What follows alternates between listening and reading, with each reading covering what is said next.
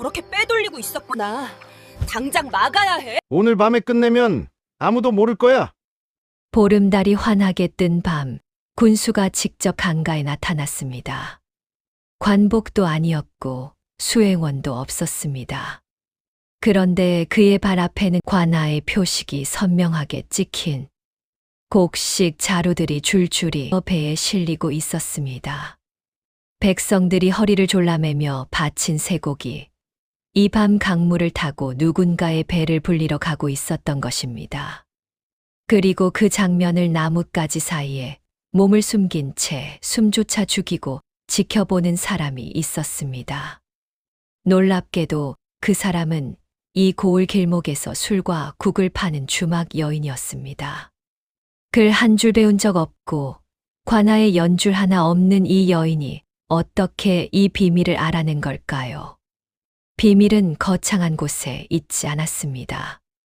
술에 취한 아전이 흘린 한마디, 밤길을 걷다 술의 소리를 들은 나그네의 말, 창고가 늘 비어 있다고 중얼거린 손님의 푸념, 아무도 잊지 못한 그 말들을 이 여인만이 조용히 하나씩 꿰어 맞추고 있었습니다.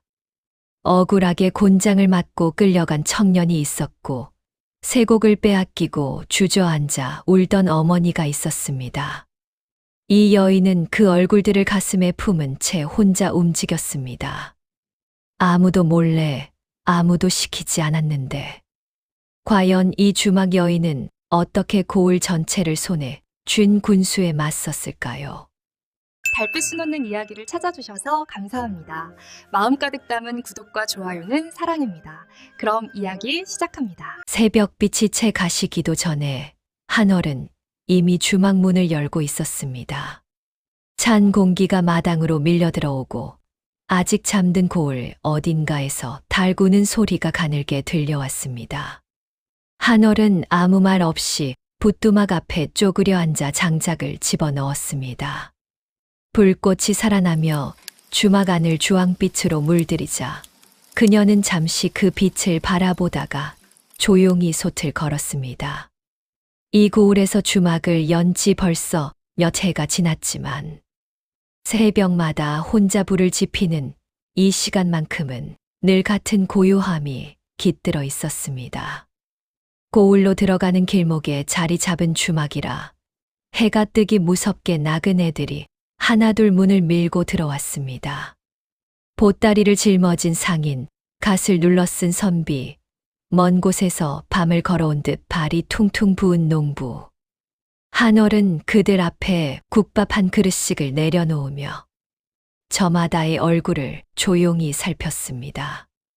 말을 많이 하지 않아도 사람의 표정과 목소리에는 그날 아침의 무게가 그대로 담겨 있었고, 한얼은 오래전부터 그것을 읽는 법을 알고 있었습니다. 오늘 아침은 유독 술상이 일찍 풀렸습니다. 이른 시각부터 술을 찾는 손님은 대개 마음에 짐이 있는 사람이었습니다. 한 상인이 막걸리 한 사발을 들이켜고 나서 혀를 찼습니다. 올해 군수 나리가 세금을 또 올렸다더군요. 장사하기가 날로 어려워지는구려. 맞은편에 앉은 농부 둘이 그 말에 고개를 들었습니다. 한 사람이 무릎 위에 얹은 손을 천천히 쥐었다 폈다 하며 낮은 목소리로 말을 이었습니다. 어렵다는 게 말이 됩니까? 쇠곡을 내고 나면 식구들 먹일 것이 아예 없어요. 없어. 다른 농부도 한숨을 길게 내쉬었습니다. 두 사람은 더 이상 말을 잇지 않았지만 그 침묵이 말보다 더 많은 것을 담고 있었습니다.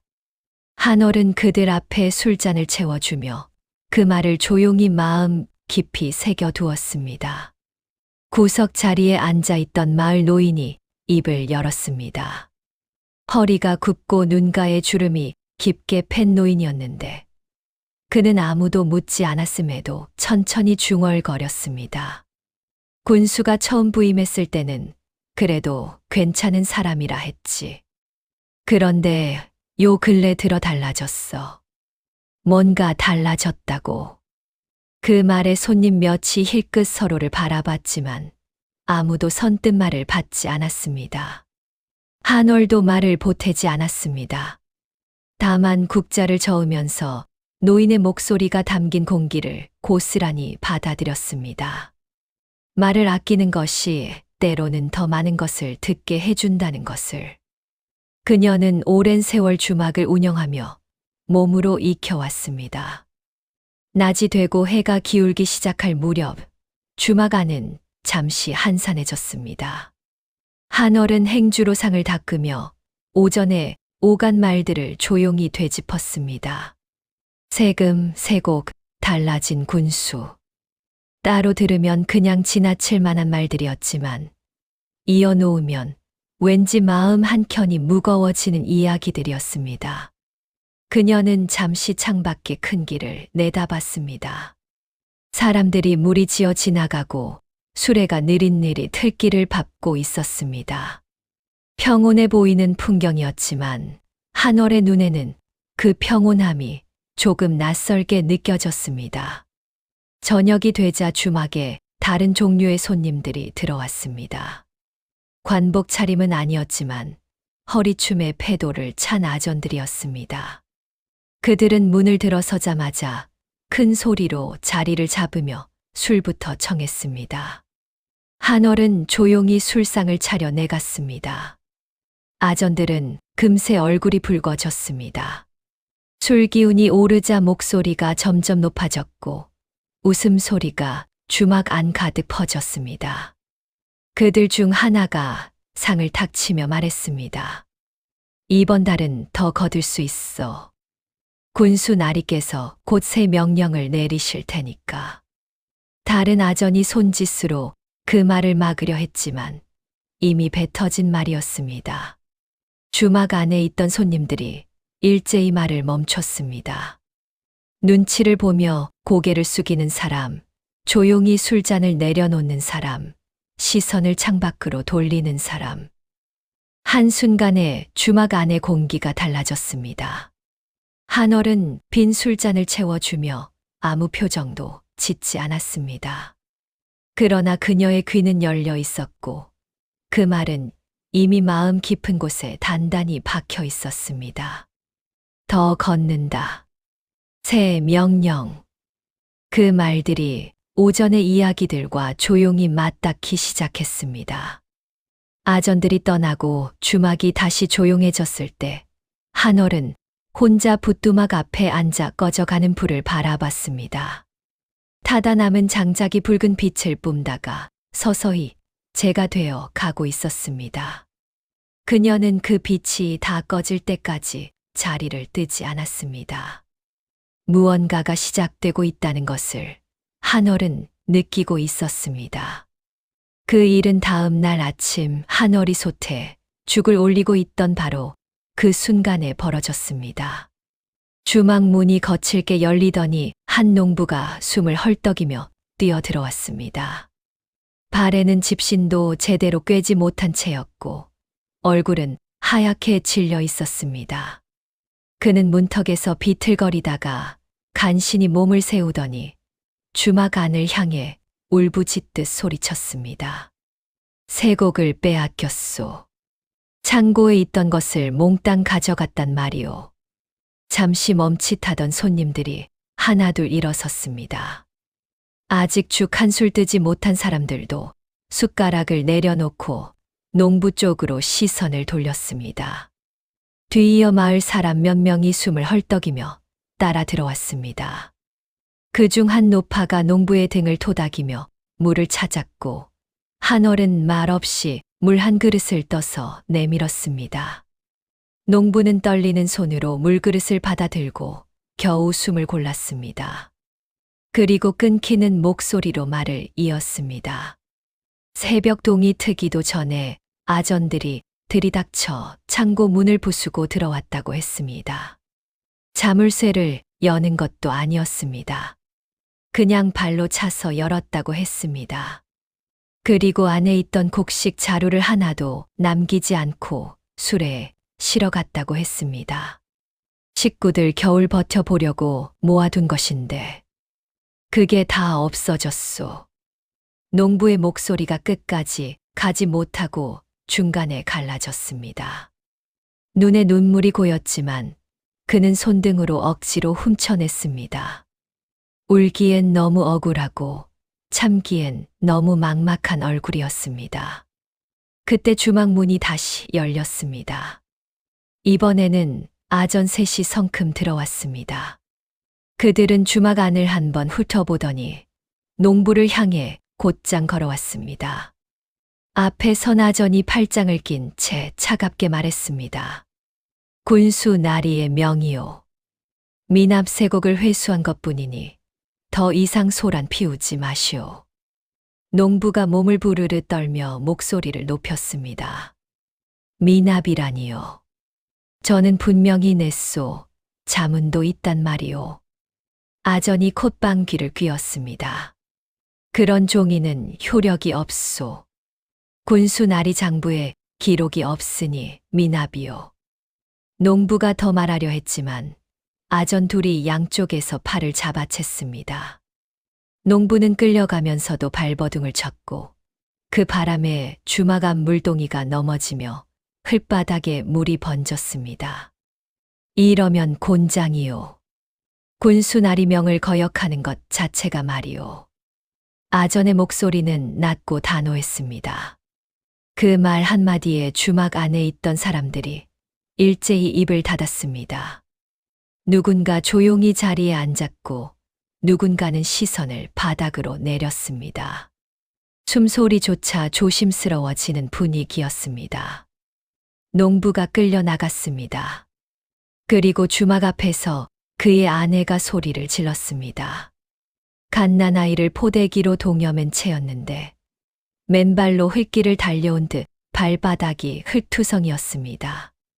그녀는 아전들을 향해 달려들려다가 다른 마을 사람이 붙잡아 세웠고 결국 주저앉아 목 놓아 울음을 터뜨렸습니다. 한월은 그 장면을 주막 문가에 서서 바라봤습니다. 움직이지 않았습니다. 뛰어나가지도 소리치지도 않았습니다. 다만 눈을 가늘게 뜨고 아전들이 농부를 이끌고 사라지는 방향을 오래도록 바라봤습니다. 그 안에서 무언가가 천천히 그러나 단단하게 가라앉고 있었습니다. 물 한 그릇을 떠서 농부의 아내 곁에 쪼그려 앉았습니다. 아무 말도 하지 않았습니다. 그저 그릇을 두 손으로 쥐어 주었습니다. 여인은 떨리는 손으로 그것을 받았고 한참을 울다가 겨우 물을 한 모금 삼켰습니다. 주막 안으로 돌아오자 마을 노인 하나가 낮게 중얼거렸습니다. 이 고을이 점점 이상해진다. 분명히 이상해. 아무도 대꾸하지 않았습니다. 손님들은 각자 시선을 내리깐 채 조용히 자리를 지켰고 주막 안에는 아까와는 다른 종류의 침묵이 내려앉아 있었습니다. 무서워서 입을 닫은 침묵이었습니다. 한월은 다시 붓두막 앞으로 돌아갔습니다.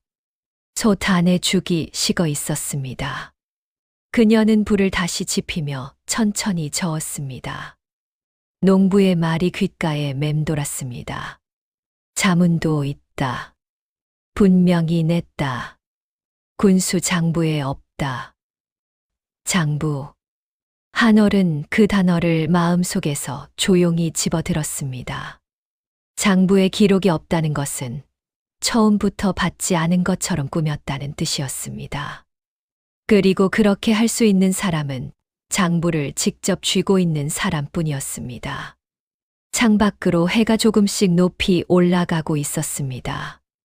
평소와 다를 것 없는 아침 햇살이었지만 한월에게는 그 빛이 어쩐지 조금 다르게 느껴졌습니다. 무언가를 더 선명하게 비추는 것 같은 그런 빛이었습니다.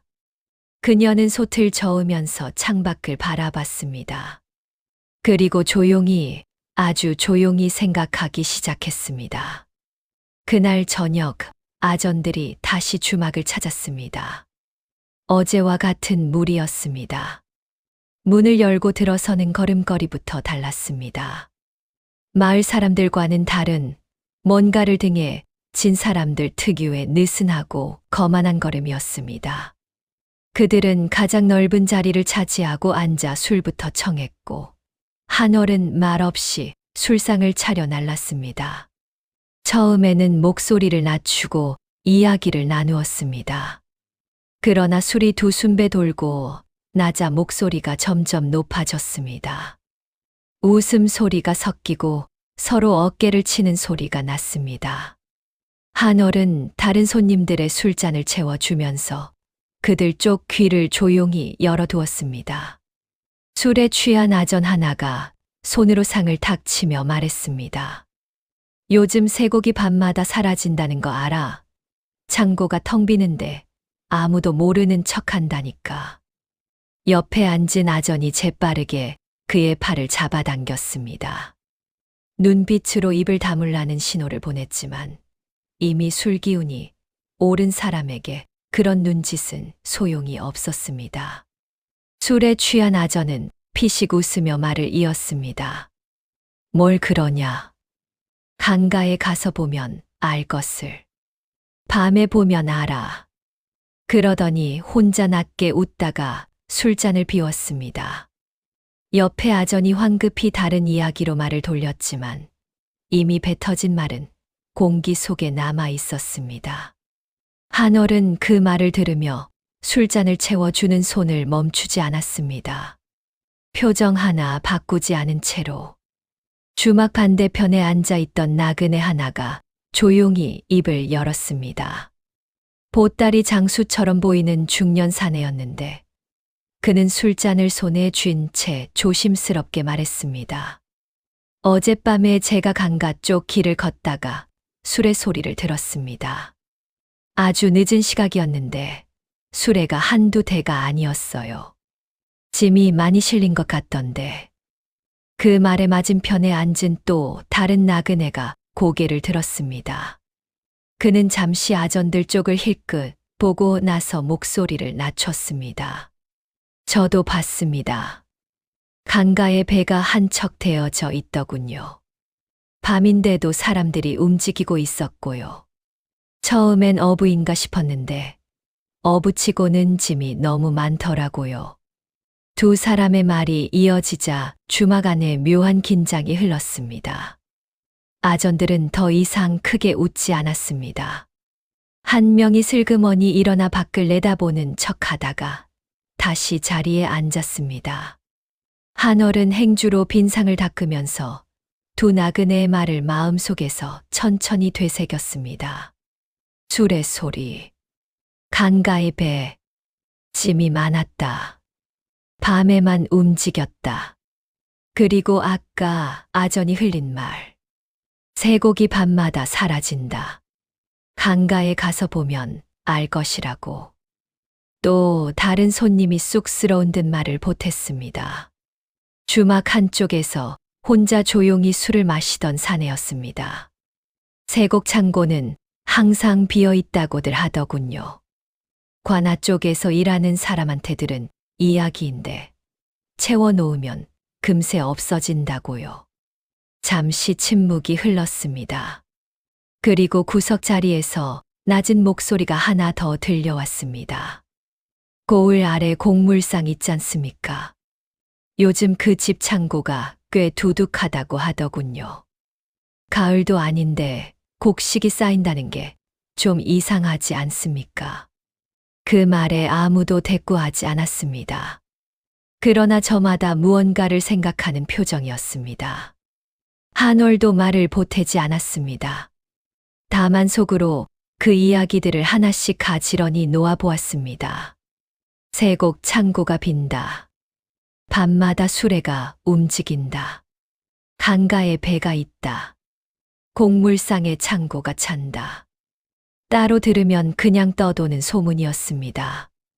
그러나 이어놓으면 전혀 다른 이야기가 되었습니다. 한월은 술잔을 채워주는 척하며 아전들의 얼굴을 한 번씩 바라봤습니다. 그들은 더 이상 웃지 않았습니다. 술이 깬 것도 아닌데 눈빛이 달라져 있었습니다. 이야기가 이어지고 있다는 것을 그들도 느끼고 있는 것 같았습니다. 밤이 깊어지자 손님들이 하나둘 자리를 떴습니다. 아전들도 평소보다 일찍 일어났습니다. 뒷말 없이 술값을 치르고 나갔는데 문을 나서면서 서로 눈짓을 주고받는 것을 한월은 놓치지 않았습니다. 주막 안이 텅 비었습니다. 한월은 빈 술상을 하나씩 치우면서 오늘 밤 들은 말들을 다시 떠올렸습니다. 그리고 창가에 서서 먼 강 쪽을 바라봤습니다. 어둠 속에 강물이 흐르고 있을 그곳을, 밤마다 수레가 닿는다는 그곳을, 그녀의 눈빛이 조용히 그러나 분명하게 날카로워지고 있었습니다. 손님들이 모두 떠나고 주막이 고요해진 뒤에도 한월은 한동안 자리에 앉지 않았습니다. 빈 술잔을 하나씩 모아 대야에 담고 상을 행주로 닦고 꺼져가는 등잔에 기름을 보충했습니다. 손은 움직이고 있었지만 머릿속은 전혀 다른 곳에 있었습니다. 오늘 밤 들은 말들이 파도처럼 밀려왔다가 물러나기를 반복했습니다. 그녀는 그것들이 자연스럽게 가라앉을 때까지 기다렸습니다. 부뚜막 앞에 앉아 마지막 굴씨를 바라보고 있을 때 문득 오래된 기억 하나가 떠올랐습니다. 어린 시절의 일이었습니다. 서당 담장 옆에서 훈장의 목소리를 몰래 듣던 날들이었습니다. 담 너머로 들려오는 글 읽는 소리가 좋아서 한월은 매일 그 자리에 앉아 귀를 기울였습니다. 하루는 훈장이 아이들에게 문제를 냈습니다. 여러 개의 단서를 이어서 하나의 답을 찾는 문제였는데 담 안에 아이들이 한참을 머뭇거리는 동안 담 밖에 한월이 먼저 속으로 답을 맞췄습니다. 그때 어머니가 지나가다 그 모습을 보았습니다. 어머니는 한월의 손을 잡아 일으키며 조용하지만 단호하게 말했습니다. 여자는 그리 필요 없다. 그런데 귀 기울이지 마라. 한월은 그 말에 아무 대꾸도 하지 않았습니다. 다만 마음 한구석에 그 순간을 조용히 접어 넣었습니다. 글은 배우지 못했습니다. 그러나 단서들을 이어 답을 찾는 법은 그 누구도 빼앗아 가지 않았습니다. 한월은 눈을 감고 오늘 밤의 이야기들을 다시 펼쳐보았습니다. 쇠고기 밤마다 사라진다. 강가에 가면 알 것이라고 아전이 말했습니다. 밤중에 술의 소리가 들렸다고 나그네가 말했습니다. 강가에 배가 있었다고 또 다른 나그네가 말했습니다.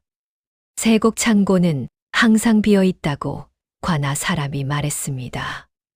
곡물상의 창고가 두둑해졌다고 구석의 손님이 말했습니다. 5개의 말이었습니다. 제각각 다른 입에서 나왔고 제각각 다른 시간에 들려왔습니다. 그러나 한월이 그것들을 하나씩 이어놓자 하나의 선명한 그림이 떠올랐습니다. 쇠고기 창고에서 빠져나와 밤중에 수레에 실리고 강가로 옮겨져 배에 오른 뒤 곡물상에게 팔린다. 그리고 그 일을 아무도 모른다. 아니, 모른 척한다. 한월은 천천히 눈을 떴습니다. 등잔불이 가늘게 흔들리고 있었습니다. 그녀는 창밖에 어둠 속으로 시선을 보냈습니다. 강은 주막에서 그리 멀지 않은 곳에 있었습니다. 어두운 밤길을 걸어가면 닿을 수 있는 거리였습니다. 확인해야 한다는 생각이 들었습니다. 듣는 것과 보는 것은 달랐습니다. 말은 과장될 수 있고 기억은 뒤섞일 수 있었지만 눈으로 본 것은 달랐습니다. 한월은 오랜 세월 주막에서 사람들의 말을 들어왔습니다. 그러나 이번만큼은 직접 눈으로 확인하지 않으면 안 된다는 것을 알고 있었습니다. 그녀는 천천히 자리에서 일어났습니다. 등잔불을 손바닥으로 가려 껐습니다. 주막 안이 순식간에 어둠에 잠겼습니다. 창문 사이로 달빛이 가늘게 스며들었습니다. 한월은 그 빛에 눈을 맞추며 잠시 서 있었습니다. 나가야 할 이유와 머물러야 할 이유가 동시에 마음속에서 일어났습니다. 위험할 수도 있었습니다. 아전들이 눈치를 챈다면, 군수가 안다면, 주막을 잃는 것으로 끝나지 않을 수도 있었습니다. 그러나 농부의 아내가 맨발로 흙길을 달려오던 모습이 떠올랐습니다. 갓난아이를 등에 동여맨 채 울부짖던 그 목소리가 귓가에 남아 있었습니다. 억울하게 끌려가던 농부의 눈빛도요. 한월은 그 얼굴들을 마음속에서 하나씩 바라봤습니다. 망설임이 가라앉았습니다. 그녀는 조용히 문을 열었습니다. 밤 공기가 서늘하게 밀려들어왔습니다. 달이 중천에 떠 있었고 그 아래로 고을의 지붕들이 조용히 엎드려 있었습니다. 한월은 집신끈을 단단히 여미고 강 쪽으로 발을 내디뎠습니다. 아무도 그녀를 보지 않았습니다. 주막의 문은 소리 없이 닫혔습니다. 달빛이 흙길을 희미하게 밝혀주고 있었습니다. 한월은 발소리를 최대한 죽이며 강가 쪽 길을 걸었습니다. 고을 안에서도 강으로 이어지는 길은 낮에도 한적한 편이었는데 한밤중에는 인기척 하나 없이 고요했습니다. 풀벌레 소리만이 길 양쪽에서 가늘게 들려왔고 멀리서 강물 흐르는 소리가 바람결에 실려왔습니다. 한월은 그 소리를 좇으며 천천히 걸음을 옮겼습니다. 강이 가까워질수록 그녀는 걸음을 더 늦췄습니다. 길이 숲을 사이로 좁아지는 지점에서 한월은 멈춰서서 귀를 기울였습니다. 아무것도 들리지 않았습니다. 다시 몇 걸음 앞으로 나아가자 이번에는 달랐습니다. 나무 사이로 희미한 불빛이 보였습니다. 횃불은 아니었습니다. 작고 낮은 빛이었는데 강가를 따라 두세 군데 흩어져 있었습니다. 그리고 소리가 들렸습니다. 수레바퀴가 자갈 위를 구르는 소리였습니다. 무거운 짐이 실린 것이 분명했습니다. 삐걱거리는 소리가 규칙적으로 이어졌고 사람들이 나직하게 주고받는 말소리도 섞여 들었습니다. 한월은 그 자리에서 숲을 속으로 몸을 낮췄습니다. 나뭇가지 사이로 강가를 바라봤습니다. 수레가 강가에 멈췄습니다. 아전 복장을 한 사내들이 수레에서 자루를 내리기 시작했습니다. 자루 하나가 땅에 내려질 때마다 묵직한 소리가 났습니다. 곡식이었습니다. 자루의 형태와 무게가 분명히 그것이었습니다. 그리고 자루마다 희미하게 관아의 표식이 찍혀 있는 것이 달빛 아래서도 보였습니다. 강가에는 배 한 척이 대어져 있었습니다. 작은 화물선이었는데 이미 상당한 짐이 실린 듯 물에 잠긴 부분이 깊었습니다. 배 위에는 사내 하나가 서서 아래를 내려다보며 손짓으로 지시를 내리고 있었습니다. 상인풍의 차림이었습니다. 두터운 포를 걸치고 허리춤에 주머니를 찬 모습이 물건의 양을 재고 값을 따지는데 익숙한 사람처럼 보였습니다. 한월은 숨을 죽였습니다. 심장이 빠르게 뛰었지만 몸은 움직이지 않았습니다. 눈만 가늘게 떠서 강가의 장면을 하나씩 눈에 담았습니다. 자루의 수, 수레의 수, 사람들의 얼굴, 배의 크기, 배가 향하는 방향. 아전 하나가 배 위의 사내에게 다가가 무언가를 건넸습니다. 사내가 그것을 받아들고 고개를 끄덕이더니 품 안에 넣었습니다. 돈이거나 그에 준하는 무언가였습니다. 아전이 돌아서자 그 얼굴이 달빛 아래 잠깐 드러났습니다. 한월이 알고 있는 얼굴이었습니다. 주막에 자주 드나들던 아전 중 하나였습니다. 배에 곡식 자루가 모두 실리자 밧줄이 풀렸습니다. 배가 천천히 강 아래로 나아가기 시작했습니다. 물살이 배를 부드럽게 받아 안았고 이내 배는 어둠 속으로 멀어져 갔습니다. 강가에 남은 아전들은 수레를 돌려왔던 길로 사라졌습니다. 불빛도 꺼졌습니다. 강가는 다시 어둠과 물소리만 남았습니다.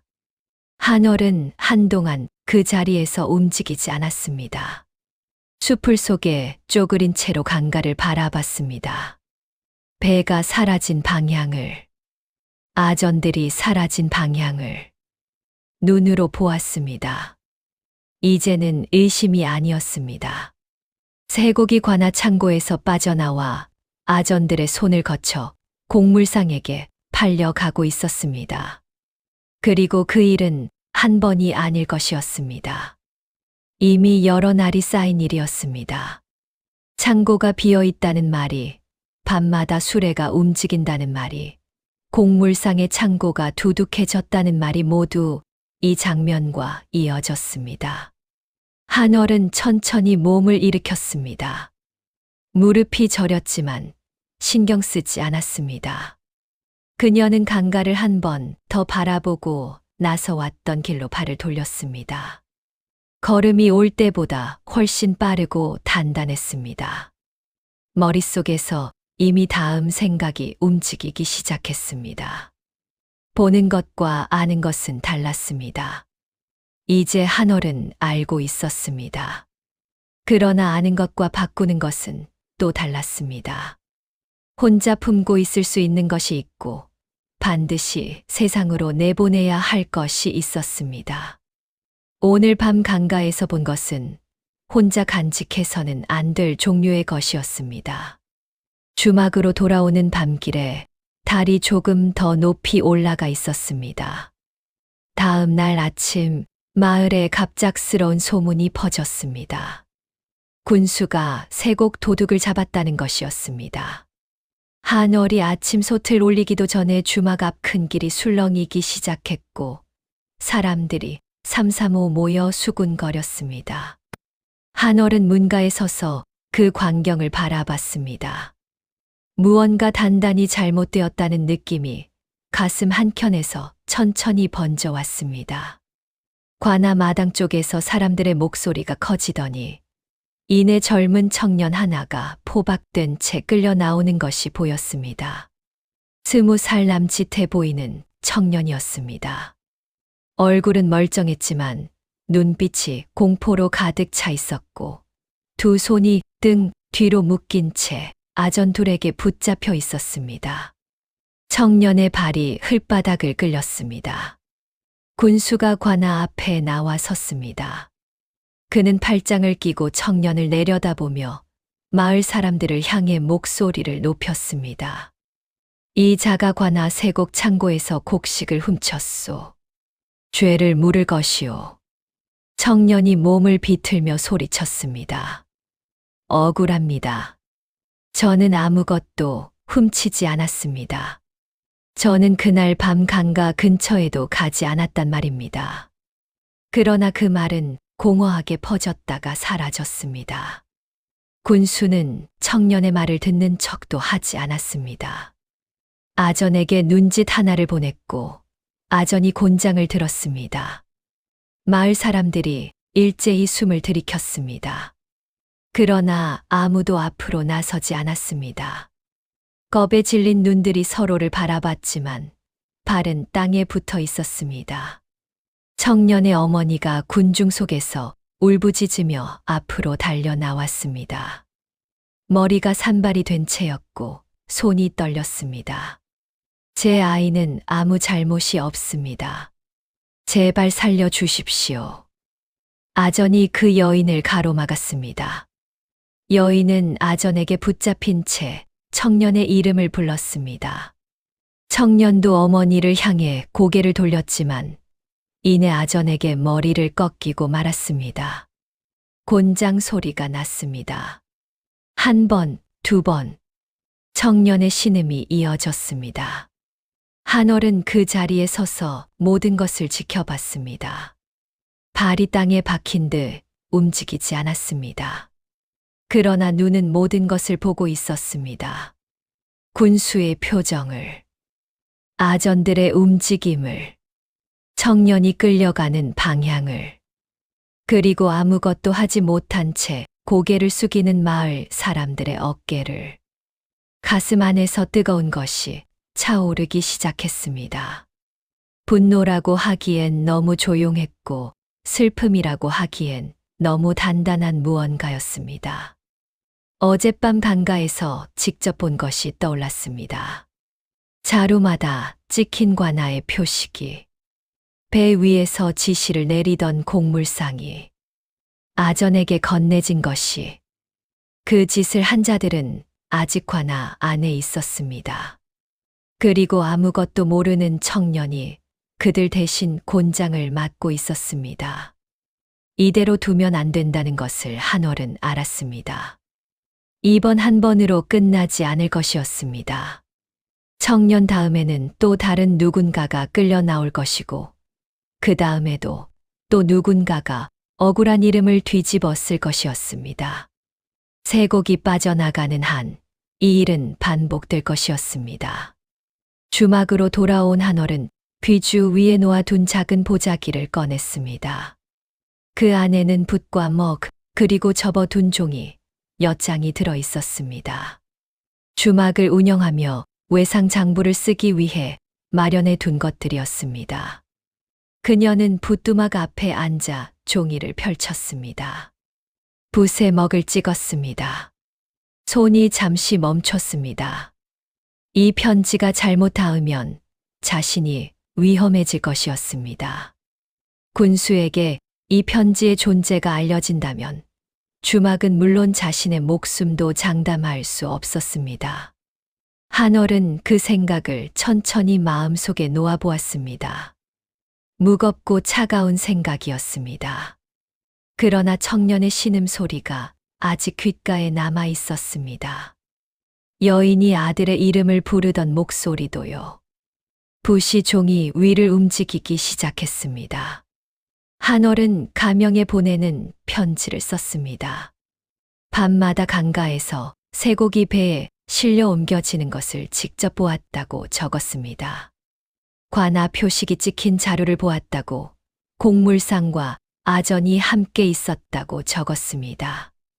보름 밤 강가를 확인해 달라고, 그날 밤 다시 움직임이 있을 것이라고 적었습니다. 손이 떨리지 않았습니다. 글씨는 작고 고른 편이었습니다.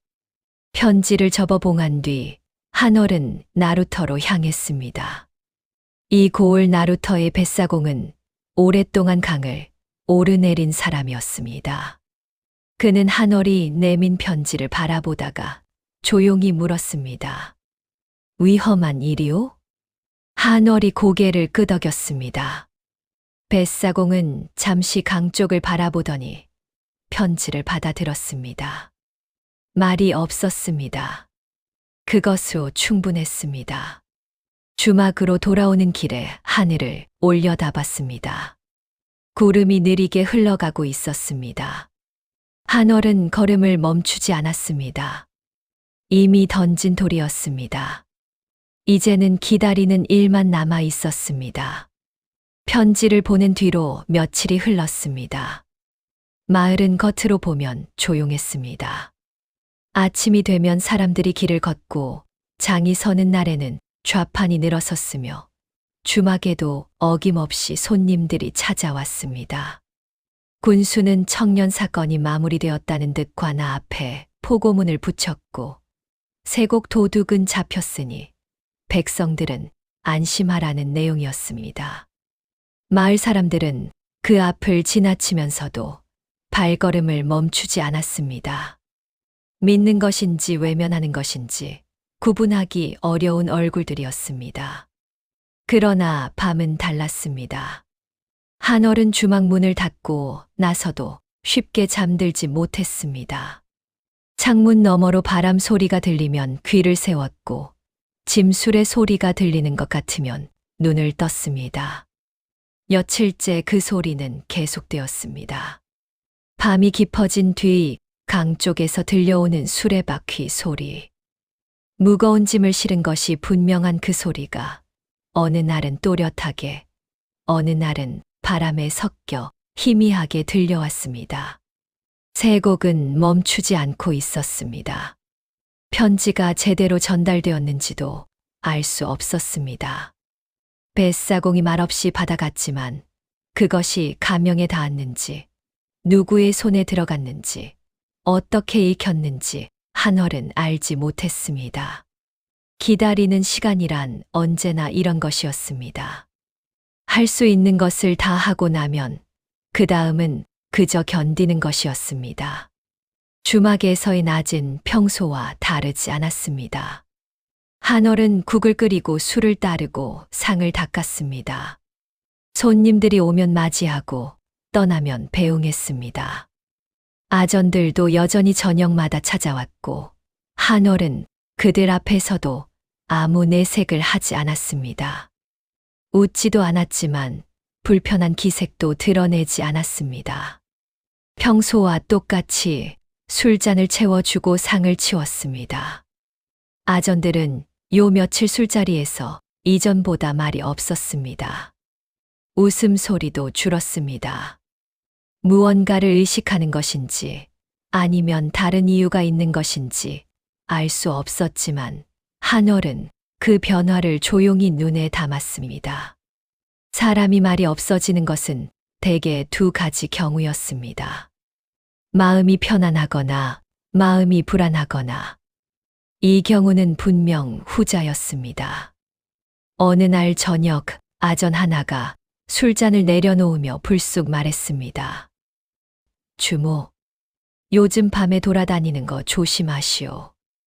요즘 밤길이 좋지 않으니. 한월은 술병을 들어 그의 잔을 채우며 조용히 답했습니다. 감사합니다. 저는 밤에 잘 나다니지 않습니다. 아전은 더 말하지 않았습니다. 그러나 그 짧은 말 한마디가 한월의 가슴에 차갑게 내려앉았습니다. 경고였습니다. 누군가 눈치를 챘거나 아니면 혹시 모를 상황에 대한 선제적인 견제였습니다. 어느 쪽이든 한월이 더 조심해야 한다는 뜻이었습니다. 그날 밤 주막 문을 닫고 혼자 앉아 한월은 처음으로 두렵다는 것을 느꼈습니다. 무서운 것이 생긴다는 것은 살고 싶다는 뜻이기도 했습니다.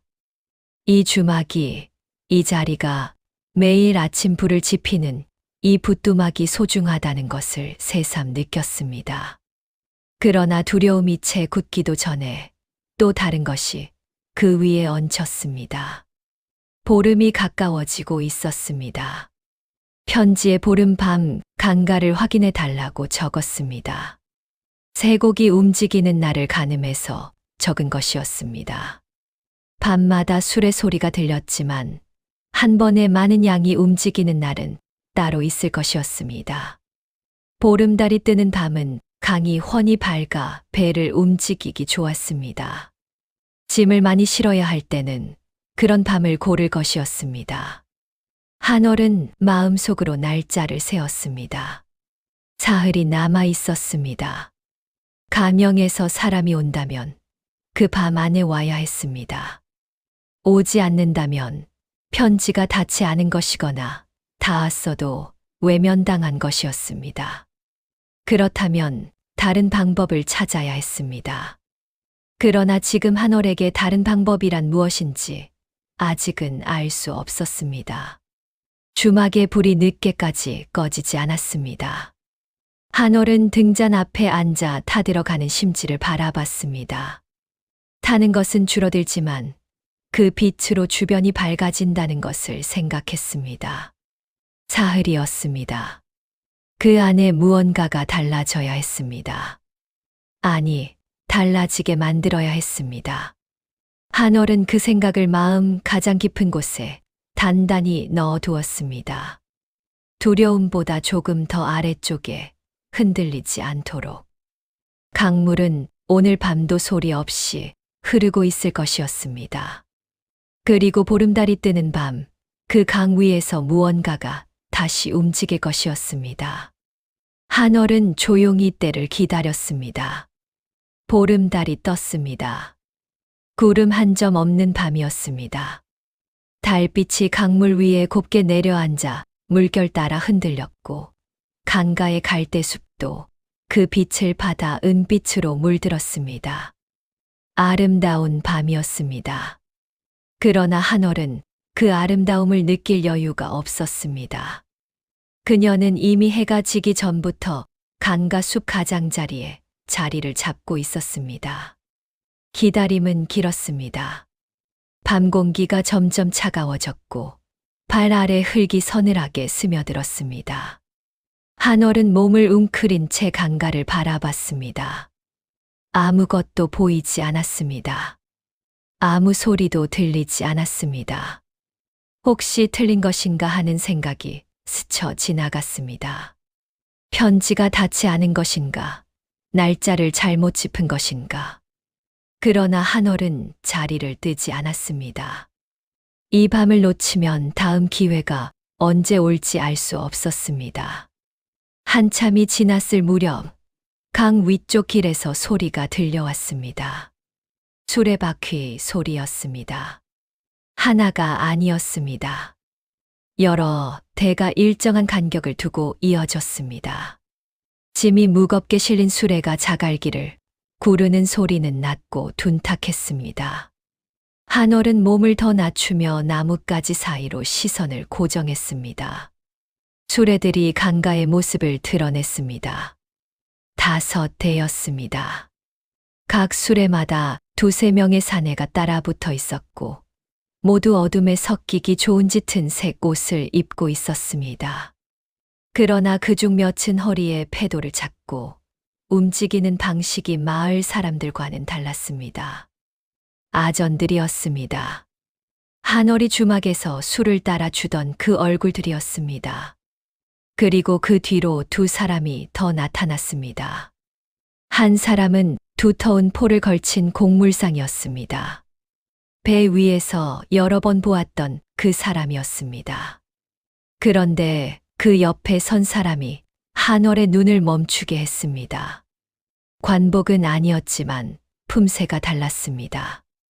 걸음걸이, 고개를 드는 각도, 주변 사람들이 그를 향해 몸을 낮추는 방식. 군수였습니다. 군수가 직접 나온 것이었습니다.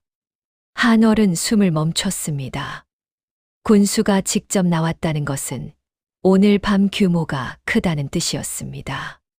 그만큼 위험하기도 했고 그만큼 결정적이기도 했습니다. 한월은 손을 꽉 쥐었습니다. 손끝이 차가웠습니다. 수레에서 곡식 자루가 내려지기 시작했습니다. 사내들이 줄을 이어 자루를 강가로 옮겼습니다. 강가에는 배 2척이 대어져 있었습니다. 오늘은 한 척이 아니었습니다.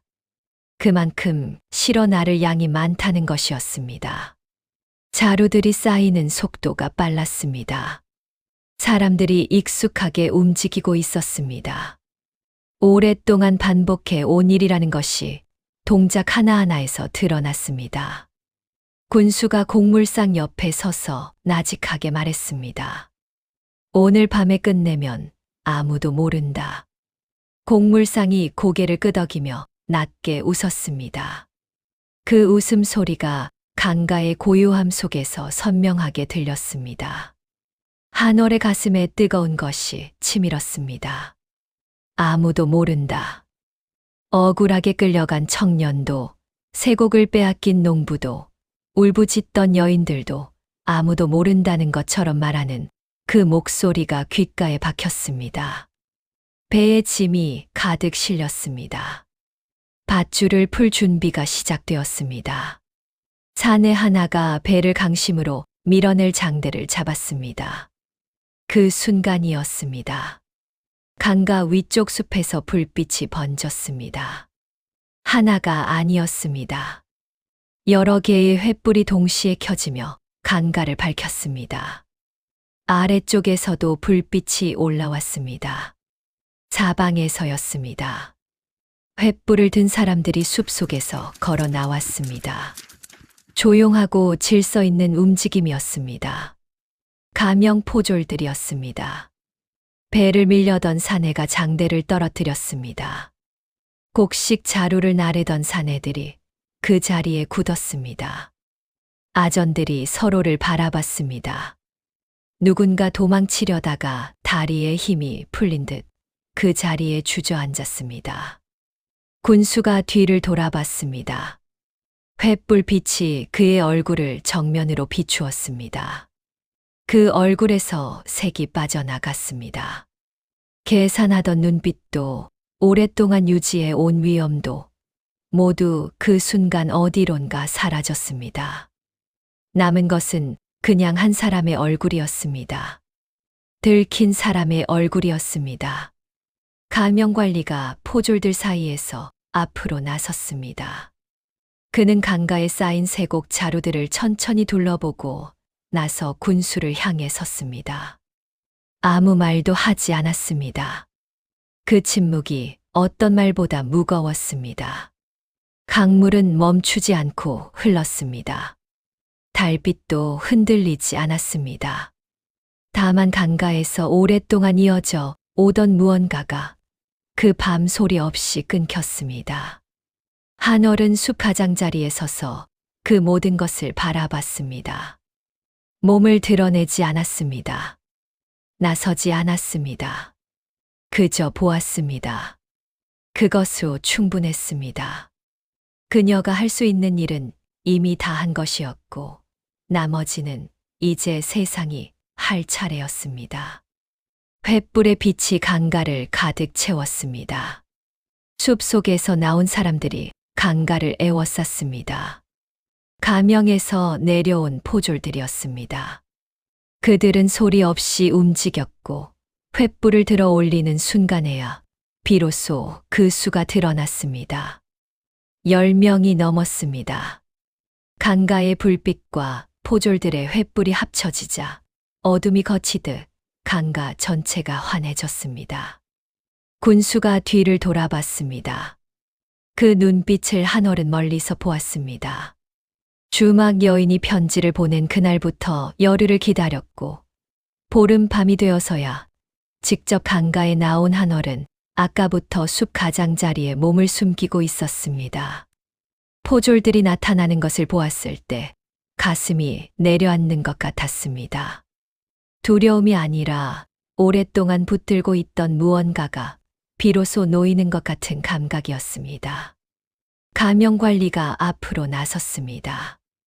나이가 지긋한 사람이었는데 걸음이 느리지 않았습니다. 그는 군수 앞에 서서 또렷한 목소리로 말했습니다. 관아 쇠곡이 이 강가에서 민간에 팔려 나가는 것을 확인하였소. 군수는 이 자리에서 해명하시오. 군수의 얼굴이 굳었습니다. 그러나 무너지지는 않았습니다. 오랫동안 이 고을을 다스려 온 사람답게 그는 빠르게 목소리를 가다듬었습니다. 오해가 있는 것 같소. 이것은 공식적인 곡물 이송이요. 관리가 고개를 저었습니다. 밤중에 장부도 없이 곡물상에 배에 싣는 것이 공식 이송이요? 군수가 입을 다물었습니다. 말문이 막힌 것이 아니라 어떤 말을 꺼내도 이 상황을 빠져나갈 수 없다는 것을 계산하는 눈빛이었습니다. 한얼은 그 눈빛을 보았습니다. 오래 권력을 쥔 사람이 처음으로 계산이 맞지 않음을 느끼는 순간의 표정이었습니다. 그때 곡물상이 움직였습니다. 배에서 강가로 막 내려선 참이었던 곡물상은 포졸들이 에워싸는 것을 보자마자 몸을 돌려 달아나려 했습니다. 강가 위쪽 숲을 쪽으로 뛰어가려는 찰나 미리 자리를 잡고 있던 포졸 둘이 양옆에서 달려들었습니다. 곡물상이 발버둥을 쳤지만 포졸들의 소나귀를 빠져나가지는 못했습니다. 그는 흙바닥에 무릎을 꿇은 채 가쁜 숨을 몰아쉬었습니다. 관리가 곡물상 앞에 섰습니다. 자네가 운반을 맡은 것이지. 얼마나 되었소? 곡물상은 처음에는 입을 굳게 다물었습니다. 그러나 관리가 포졸에게 눈짓을 보내자 그는 이내 무너졌습니다. 어깨가 먼저 내려앉았고 고개가 그 다음이었습니다. 그리고 낮고 갈라진 목소리가 새어 나왔습니다. 6개월입니다. 6개월 동안 했습니다. 강가의 침묵이 흘렀습니다. 포졸들도 아전들도 군수도 잠시 아무 말이 없었습니다. 6개월. 그 말이 공기 속에 떠서 천천히 가라앉았습니다. 곡물상이 목소리를 이어갔습니다. 처음에는 군수 쪽에서 제안이 왔다고 했습니다. 관아 창고의 세곡 일부를 빼돌려 팔되 수익을 나누자는 것이었다고 했습니다. 곡물상은 처음에는 거절했다고 했습니다. 그러나 군수가 거래 조건을 바꾸고 결국 거절하기 어려운 상황을 만들었다고 했습니다. 겁도 났고 이익도 컸다고 했습니다. 세곡 자루를 받을 때마다 군수 나리 쪽으로 돈을 보냈습니다. 장부는 따로 적어뒀습니다. 관리가 천천히 고개를 돌려 군수를 바라봤습니다. 군수의 얼굴이 창백해지고 있었습니다. 붉었던 뺨이 식어가는 것이 달빛 아래서도 보였습니다. 그는 여전히 서 있었지만 그것이 의지인지 다리가 굳어버린 것인지 알 수 없는 모습이었습니다. 포졸 둘이 군수 곁으로 다가갔습니다. 군수가 뒤로 물러서려 했지만 강물이 가로막고 있었습니다. 포졸이 포박을 꺼내 드는 순간 군수가 처음으로 목소리를 높였습니다. 이것은 모함이요. 나는 이 고을을 위해 일한 사람이요. 그러나 대답하는 사람이 없었습니다. 포졸들이 조용히 움직였고 군수의 두 팔이 등 뒤로 묶였습니다. 그 순간 군수의 눈이 강가 너머 숲 쪽을 향했습니다. 무언가를 찾는 눈빛이었습니다. 그 시선이 한월이 서 있는 방향을 스쳤습니다. 한월은 움직이지 않았습니다. 숲 가장자리 그늘 속에 서서 군수의 눈빛을 정면으로 받았습니다. 군수의 눈에 무언가가 지나갔습니다. 분노인지 아니면 이제야 짐작이 가는 것인지. 그러나 그것은 이미 아무 힘도 없는 눈빛이었습니다. 강가에 쌓인 세곡 자루들이 포졸들의 의에 하나씩 확인되었습니다. 자루마다 관아의 표식이 선명했습니다. 관리가 수를 세며 기록하는 목소리가 조용히 들렸습니다. 군수의 권력이 무너지고 있었습니다. 소리도 없이, 그러나 돌이킬 수 없이. 강물은 그 모든 것을 옆에서 조용히 흘러 지나갔습니다. 사흘이 지나고 나서야 마을이 다시 숨을 쉬기 시작했습니다. 군수가 포박된 채 가명으로 압송되던 날, 마을 사람들은 멀리서 그 모습을 바라봤습니다. 말하는 사람이 없었습니다. 울음소리도 없었습니다. 다만 오랫동안 눌려있던 가슴 어딘가가 조용히 풀리는 것 같은 그런 침묵이었습니다. 사람들은 서로 눈을 마주쳤고 그것만으로 충분한 것들이 있었습니다. 억울하게 곤장을 맞고 끌려갔던 청년이 풀려난 것은 그 다음 날이었습니다.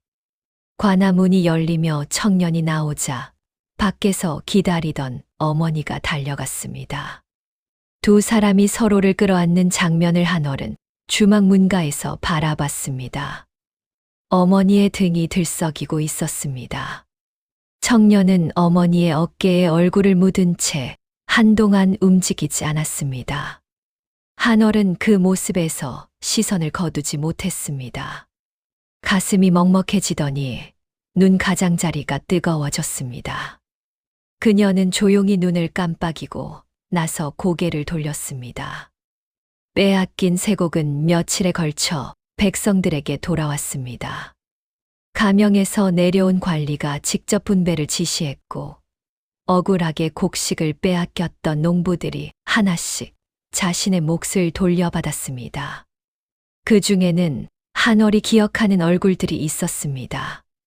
주막으로 뛰어들어와 울부짖던 농부도 그 농부와 그의 아내도 곡식 자루를 받아들고 아무 말도 하지 못했습니다. 말이 필요 없는 얼굴들이었습니다. 그 무렵 가명관리가 주막을 찾아왔습니다. 혼자였습니다. 포졸도 없이 문을 열고 들어온 관리는 조용히 한쪽 자리에 앉았습니다. 한월이 차 한 잔을 내려놓자 그는 잔을 두 손으로 감싸 쥐며 천천히 입을 열었습니다. 그 편지가 없었더라면 이번 일은 묻혔을 것이요. 한월은 맞은편에 서서 말없이 그를 바라봤습니다. 관리가 이어 말했습니다. 강가에서 쇠고기 움직인다는 것, 보름밤에 확인하라는 것. 그 편지 하나로 우리가 움직일 수 있었소. 어찌 이런 일을 알아냈소. 한월이 조용히 미소를 지었습니다. 깊거나 화려한 미소가 아니었습니다. 오래된 것을 꺼내 보이는 것 같은 소박하고 잔잔한 미소였습니다. 주막은 술을 파는 곳이 아닙니다. 사람들의 속마음을 듣는 곳이죠. 관리가 잠시 그 말을 되새기듯 찻잔을 들여다봤습니다. 그리고 고개를 들어 한월을 바라보며 말했습니다. 그대가 그를 배웠다면 훌륭한 관리가 되었을 것이요. 한월은 잠시 창밖을 바라봤습니다. 큰 길 위로 사람들이 지나가고 있었습니다. 보따리를 진 상인, 아이의 손을 잡은 여인, 지게를 맨 농부, 저마다의 무게를 지고 걸어가는 사람들이었습니다. 한월은 그 모습을 바라보다가 천천히 관리 쪽으로 시선을 돌렸습니다. 저는 이 주막이 더 좋습니다. 짧은 말이었지만 그 안에 담긴 것이 많았습니다. 관리는 더 묻지 않았습니다. 그저 고개를 끄덕이며 차를 한 모금 마셨습니다. 두 사람 사이에 잠시 조용한 시간이 흘렀습니다. 불편하지 않은 침묵이었습니다. 관리 일행이 고을을 떠나던 날 아침 한월은 주막 앞에 서서 그들이 사라지는 방향을 바라봤습니다. 먼지가 조금 밀었다가 가라앉았습니다. 큰 길이 다시 고요해졌습니다. 그날 저녁 주막은 오랜만에 사람들로 북적였습니다. 손님들이 술잔을 부딪히며 웃음소리를 높였습니다. 오래 억눌려 있던 것들이 한꺼번에 터져 나오는 것 같은 웃음이었습니다. 누군가 군수 이야기를 꺼냈고, 누군가 청년이 풀려난 날 이야기를 했고, 또 누군가는 세 곡을 돌려받은 날 아내가 밥을 세 그릇이나 먹었다며 웃었습니다. 이야기들이 꼬리를 물었습니다. 한월은 술상을 나르며 그 소리를 들었습니다. 말을 보태지 않았습니다. 웃음에 끼어들지도 않았습니다. 다만 저마다의 이야기를 풀어내는 사람들의 얼굴을 조용히 바라봤습니다. 표정이 밝아진 사람들, 어깨가 조금 올라간 사람들, 오랜만에 소리 내어 웃는 사람들. 주막이란 원래 이런 곳이었습니다. 사람들이 모여 이야기를 나누고 그 이야기들이 섞이고 이어지는 곳. 한월은 그 안에서 늘 조용히 듣는 사람이었습니다. 말하지 않아도, 나서지 않아도 듣는 것만으로 세상의 이야기가 흘러들어왔습니다. 그리고 그 이야기들이 때로는 이렇게 세상을 바꾸기도 했습니다. 밤이 깊어 손님들이 하나둘 떠났습니다. 한월은 빈 상을 치우고 술잔을 씻었습니다. 부뚜막에 불을 정리하고 등잔 기름을 확인했습니다. 늘 하던 일들이었습니다. 오늘 밤도 내일 밤도 변함없이 이어질 일들이었습니다. 마지막 등잔을 끄기 전에 한월은 잠시 창가에 서서 밖을 바라봤습니다. 달이 중천에 떠 있었습니다. 며칠 전 강가를 밝혀주던 그 달이었습니다. 강물은 지금도 흐르고 있을 것이었습니다. 조용히 멈추지 않고. 한월은 등잔을 껐습니다. 주막 안이 어둠에 잠겼습니다. 그리고 그 어둠 속에서 그녀는 작게 숨을 내쉬었습니다. 오랫동안 참고 있던 숨을 내보내는 것 같은 그런 날숨이었습니다. 세상에는 글로 세상을 읽는 사람이 있습니다. 붓을 들고 기록하고 장부를 쥐고 셈을 하는 사람들이 있습니다. 그러나 한월은 사람의 말로 세상을 읽었습니다. 술 한 잔에 흘러나오는 말, 한숨 끝에 붙는 말, 서로 눈치 보며 낮아지는 말. 그 말들 사이에 세상의 진실이 담겨 있었고, 한월은 그것을 듣는 법을 알고 있었습니다. 내일 아침에도 문을 열 것이었습니다. 장작을 지피고 솥을 걸고 길을 걷는 나그네들을 맞이할 것이었습니다. 그리고 또 이야기가 흘러들어 올 것이었습니다. 주막의 하루는 늘 그렇게 시작되었습니다. 조선 후기 실학자 정약용은 유배지 강진에서 제자들에게 이런 말을 남겼습니다. 귀는 천하의 것이요. 나만을 위해 닫아두면 이미 그 쓸모를 잃은 것이다. 듣는다는 것은 단순히 소리를 받아들이는 일이 아니라 세상의 아픔을 자신 안으로 들이는 일이라는 뜻이었습니다. 오늘 이야기 속 한월도 그러했습니다.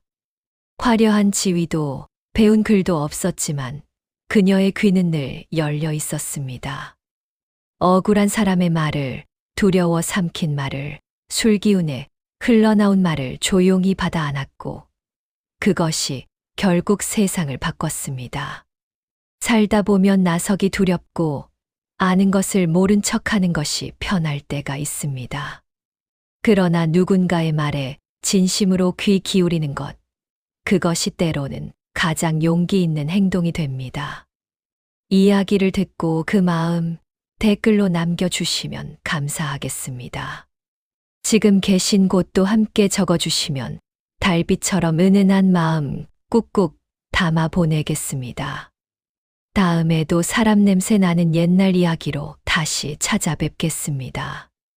오늘도 끝까지 함께 해주셔서 고맙습니다. 편안한 밤 되시길 바랍니다.